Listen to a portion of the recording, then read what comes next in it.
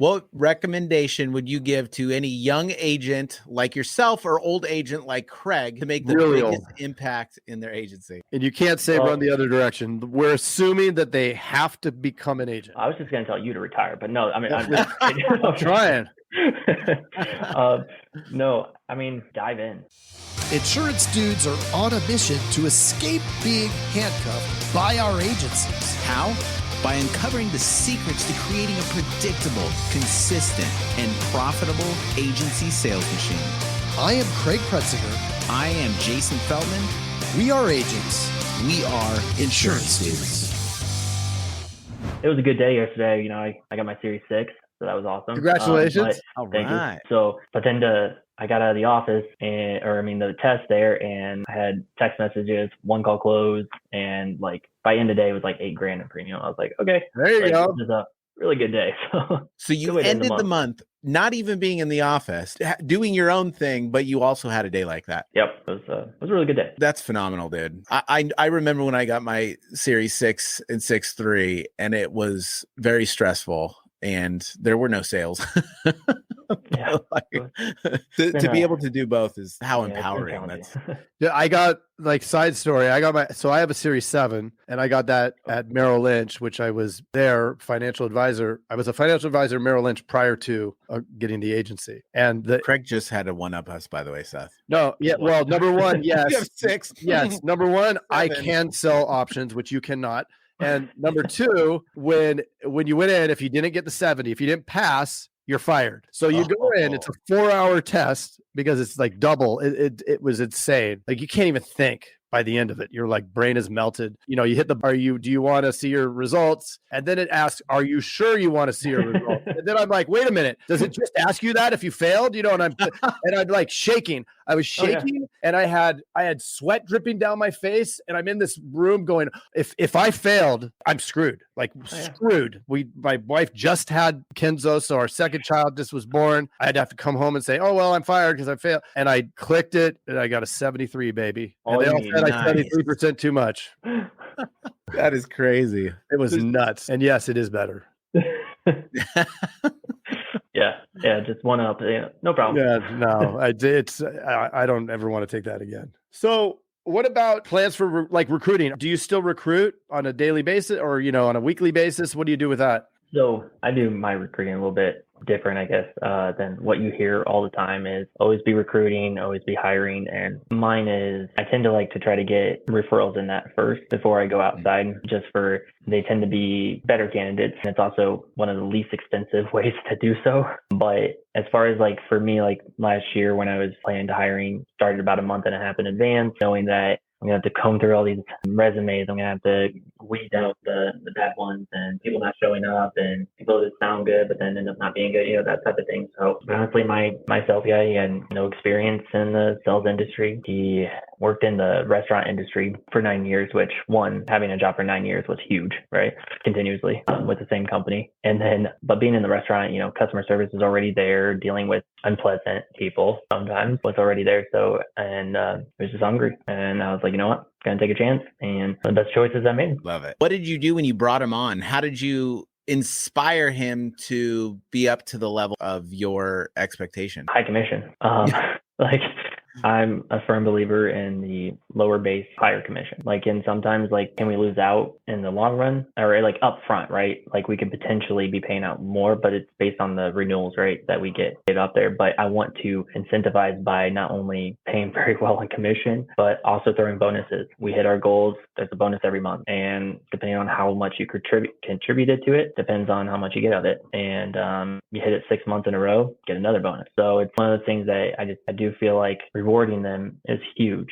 But also it needs to align with us, right? If we're hitting our goals 6 months in a row, that's huge. So we, throwing a bonus out there just makes sense, incentivizes them to just write the business there. And I do more of a hands-on approach with the teaching too. I do like to show them. I do like to like I said, I'm still in sales, so I like they can listen to my calls, they can watch me do it, whatever the case may be there. I just feel like that does help out quite a bit to just show them this is what I I've done. This is how much I've done while not being able to 100% focus on sales. So this is what, imagine what you can do. This is all you're going to do. You don't have to worry about any of that other stuff. You just sell, and this is how much you can make, and it's all based off of you. If it works for you, great. And I laid that out in front before offering. And, I do like to do a 2 approach. Like I'll present them 2 commission structures, right? One with higher base, low commission, or lower commission, and one with lower base, higher commission, and they'll make much more on the higher commission. And it's like, which one would you pick if I offered you a job? Ooh, love that. That is really a really good idea. I love like that's that. a great quality, because if they go for the high base, I just wonder.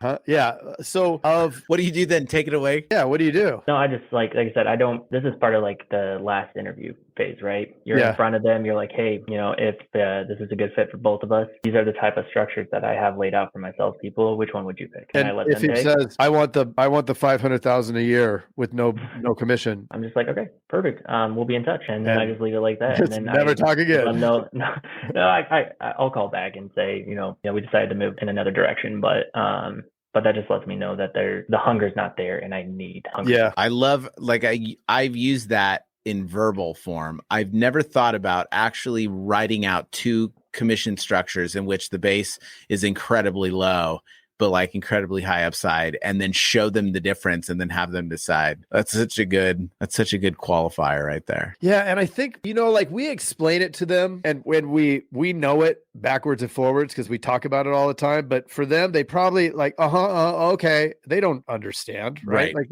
they're not following, but they don't want to look bad. So they just agree. And then here we are overpaying them for the base, because at the end of the day, everybody's gonna, if they're presented in their mind with 2 different things, one's 1,500 and one's 3,000, they're going for 3,000, right? Like, why wouldn't you? Because what if it doesn't work? What if, I guess that's where the support that you're going to give once they're on is a really important component of it too. What kind of support do you give? Like, what are you get them leads? Like, how's your new guy writing business? So obviously we do sell dudes. So we have that. So we buy quite a bit of internet leads. We don't do the live transfers. It's just honestly too expensive. If you buy them from these companies, half the time they're just going to tell them whatever they can to get them to actually just send them over, right? Get their $65, $100, $120 per call. And unless your company or companies are, closing 25 to 40% of business, it just doesn't make sense on how many you have to get to close, right? So what I do is it's a 2-part system. I use Teledudes, our telemarketer, as a person to have leads coming in, right? Or calls coming in to them. But that's not the only thing. I do expect still dials. I do expect follow-ups. We do not just sit, twiddling our thumbs and just say, man, I really hope I get a call and they just want to close. And it's like, we can't do that, especially today.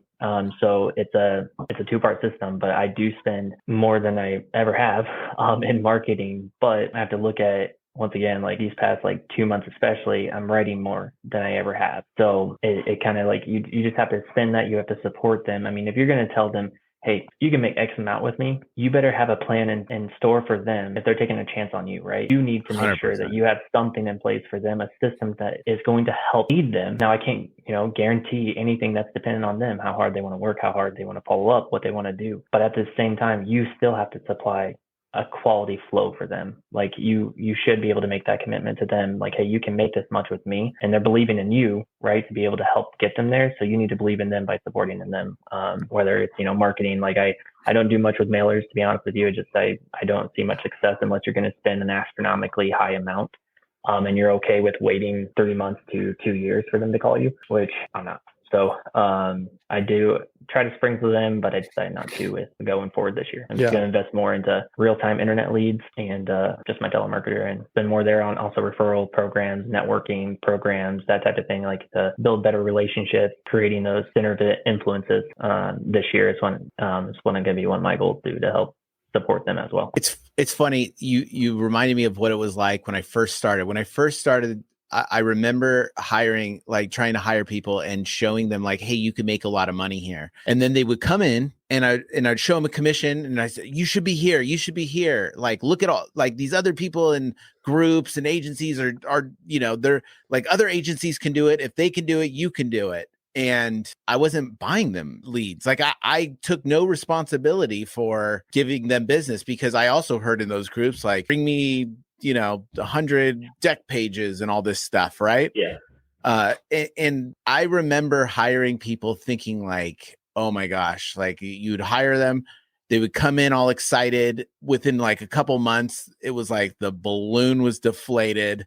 They're like, I'm never going to make money. And then they would leave. And I remember hiring 2 or 3 people that way and feeling like when I was trying to hire them, feeling like, oh, this person's not going to last. Like they're like, it's almost like you're selling them a bill of lies. Right.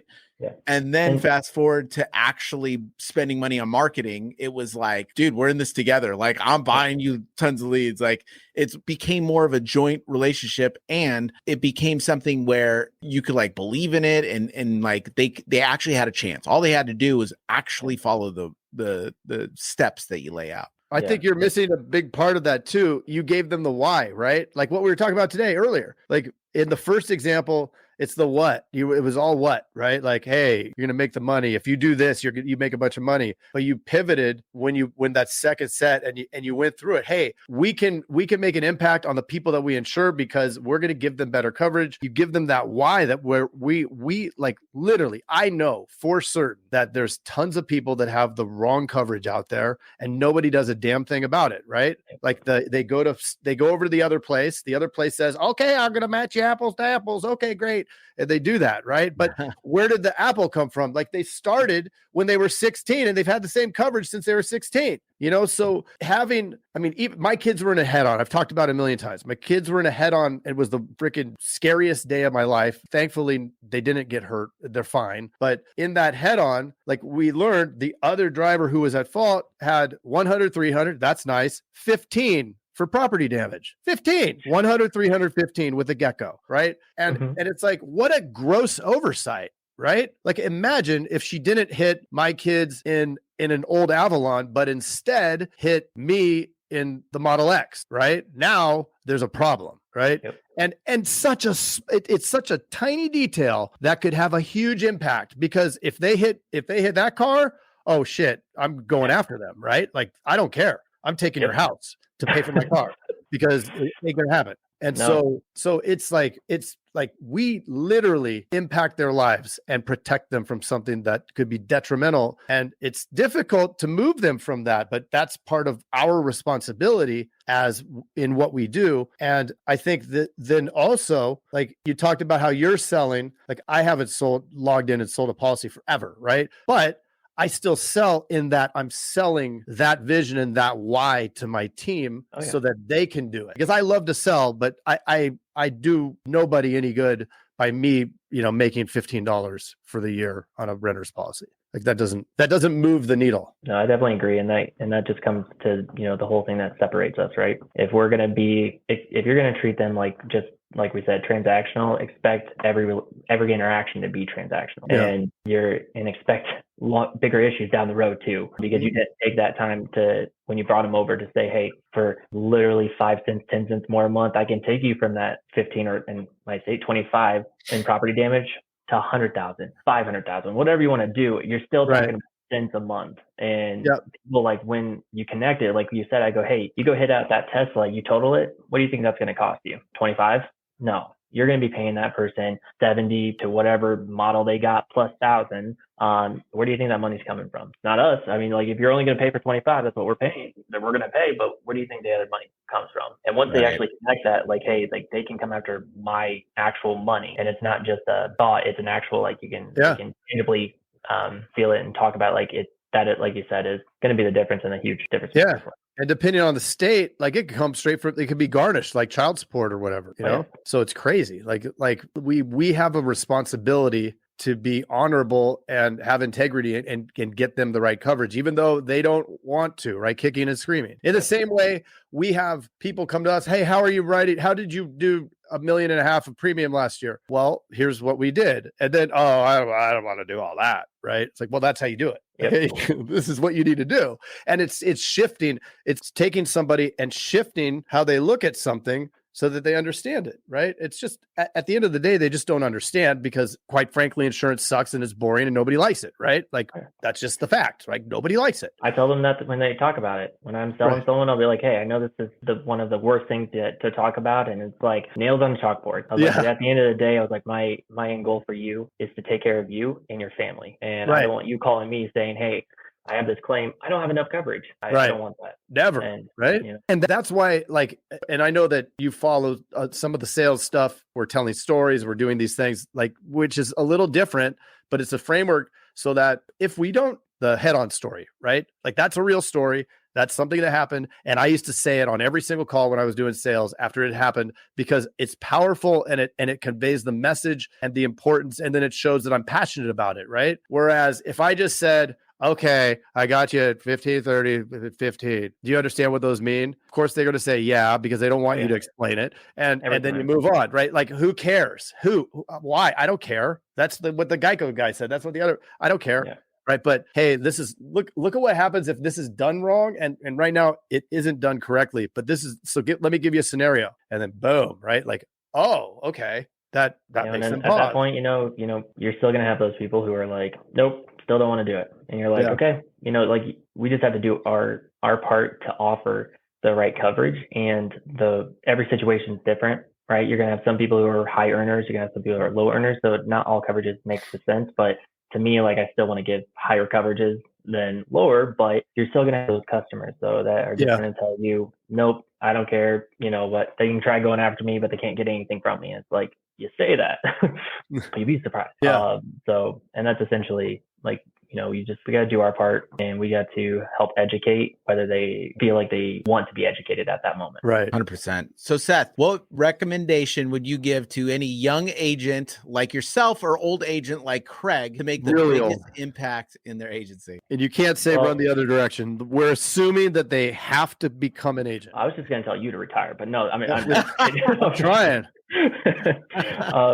No, I mean, dive in. I mean, that's the thing. Like, unless, like, I'm fully invested in this, I'm putting everything I can back into the business. I'm trying to, pay myself as little as possible so I can put it more into the business, because to me, you just look at the end goal. What's your end goal? I want to sell this for a lot more than what I bought it for, right? I want to create a retirement for me that's not based off of hoping that I'm going to get it from the government, right? I want to create it for myself, and I have the power to do so. And I think for younger agents, it's just think about your end goal and just focus on that, on like what steps you need to make to get it, and just dive in. Take those fears out of the way.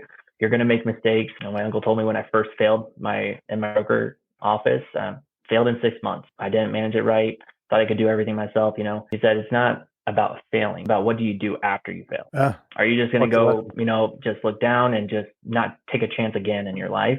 No, you're going to fail many times, but it's just moving past the times that you fail and just realizing what did you do that caused you to fail that time. And now you know what not to do. And just being able to just accept that you will fail, you'll make some bad decisions, but at the end of the day, it's how you react to those that will help. Love it. Get you to your end goal. I mean, same thing. Jason and I failed with leads more times than most people even buy leads, right?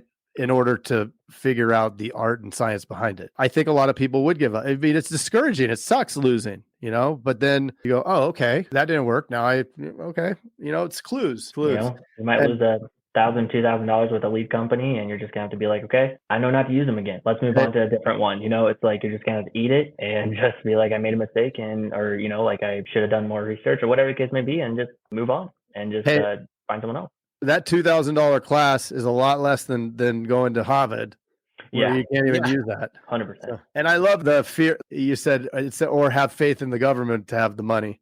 I think in this case, we want to have fear about that. And faith in our agency, right? Things that we can control. Yeah. 100%. Seth, thank you for going the distance. This has been awesome. Really appreciate it. Yeah, love it. Awesome. Thank you. And we'll see you on the next lead call. All right. Sounds good, guys.